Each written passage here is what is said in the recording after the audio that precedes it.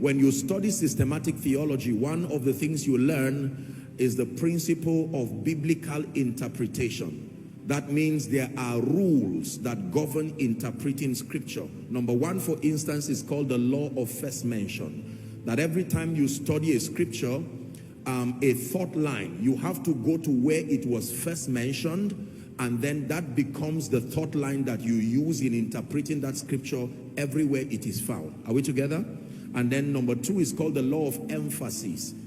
When the Bible stresses on certain thoughts, then it's important for you to also place a lot of seriousness on it. These are some of the principles that govern interpreting scripture. And generally, the way to interpret scripture is number one, literal interpretation. Just a little crash course on theology. Literal interpretation. The first way to interpret scripture is not prophetic interpretation, is to address it literally.